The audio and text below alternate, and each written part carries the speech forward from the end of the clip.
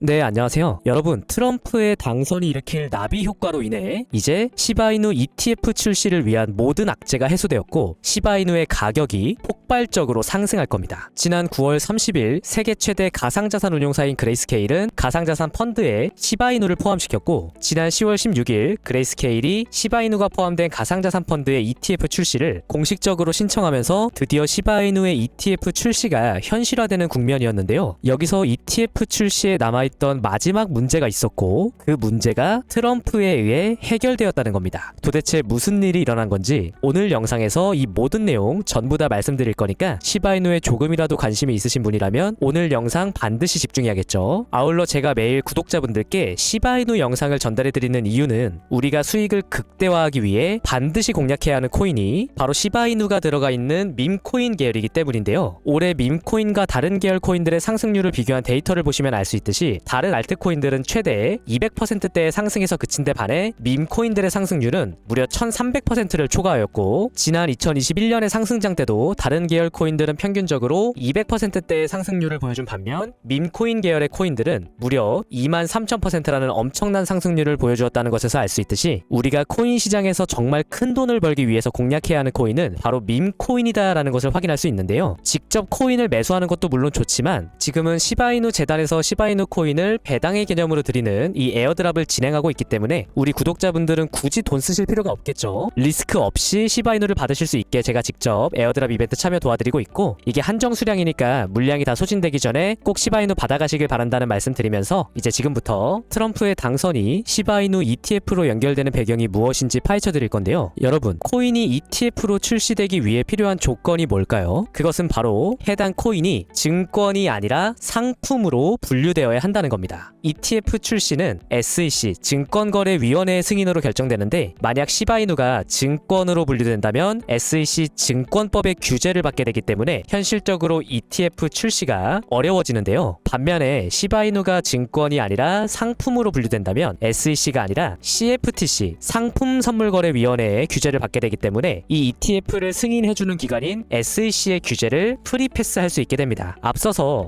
비트코인과 이더리움이 ETF 출시에 성공했던 이유도 바로 이들이 증권이 아니라 상품으로 분류되었기 때문이에요. 이제 시바이누가 상품으로 분류되어야 ETF 출시가 가능해진다라는 건 이해가 되시죠? 그렇다면 지금 시바이누는 증권일까요? 상품일까요? 정답은 상품입니다. 현재 시바이누는 7월 15일부터 상품선물거래위원회의 규제를 받으면서 코인베이스에 선물 상장이 되어 있는 상태이기 때문에 이미 상품으로 분류가 완료된 코인이에요. 번외로 잠깐 짚어드리면 선물 시장에 상장이 되었다는 것 자체가 이미 이 코인은 증권이 아니라 상품이라는 걸 증명해주는 부분이라서 시바이누가 코인베이스에 선물 상장됐던 당시에 ETF 출시에 대한 기대감이 일어났던 것이고요. 이렇게 시바이누는 법적 불확실성은 이미 해소가 된 상태인데 한 가지 남아있던 문제가 아직 인적 불확실성이 남아있다는 거예요. 사람을 말씀드리는 건데 이게 누구냐? 바로 SEC의 현 수장 게리 겐슬러입니다. 그동안 이 게리 겐슬러는 지속적으로 암호화폐 업계를 비난하면서 많은 회방을 놓았기 때문에 시바이누가 포함된 이번 그레이스케일의 ETF 신청에 또 어떤 꼬투리를 잡을지 모르는 상황이었는데요. 여기서 이 문제를 해결해주는 인물이 등장합니다. 바로 트럼프예요. 현재 폴리마켓에서 트럼프의 승리에 베팅이 쏠리면서 사실상 당선이 확실시되고 있는데 트럼프는 친암호화폐 인물로 그동안 암호화폐 시장이 성장하지 못하도록 법적 제동을 걸었던 SEC의 게리 겐슬러를 맹비난하며 대통령에 취임하면 즉시 게리 겐슬러를 해고하겠다고 여러 차례 공언해 놓은 상황이기 때문에 이제 트럼프에 의해 시바이누의 ETF 출시를 막던 마지막 악재가 해소될 것이고요. 여기에 더해 시바이누의 가격 상승에도 트럼프가 아주 큰 영향을 끼치게 되는데 여러분, 지난 6개월 동안 비트코인의 가격이 상승을 멈추고 조정을 받자 시바이누의 가격도 고점으로부터 많은 하락을 했죠. 이를 통해 우리가 알 수 있는 건 결국 시바이누로 더